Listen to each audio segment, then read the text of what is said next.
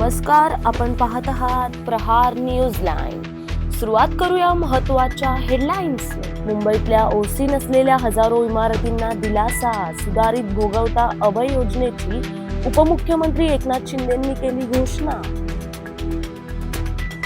सर्वोच्च न्यायालयाच्या निर्णयानंतरच होणार जिल्हा परिषदांच्या निवडणुका, आरक्षणाचा गोंधळ टाळण्यासाठी राज्य निवडणूक आयोगाची घोषणा। वैभववाडी कोल्हापूर रेल्वे मार्ग राज्य शासन बांधणार, मुख्यमंत्र्यांनी दिले भूसंपादनाचे आदेश, मंत्री नितेश राणेंनी दिली माहिती। महाराष्ट्राची फसवणूक करणाऱ्या लाडकी बहीणचे पैसे लाटणाऱ्या पुरुषांकडून आणि सरकारी अधिकाऱ्यांकडून वसुली करणार, मंत्री अदिती तटकरेंची घोषणा। लोकायुक्त सुधारणा विधेयक विधानसभेत मंजूर, विधान परिषदेत सादर। राज्यात लोकायुक्तीची लवकर अंमलबजावणी करा, नाहीतर 30 जानेवारीपासून बेमुदत उपोषण करणार, अण्णा हजारेंचा इशारा।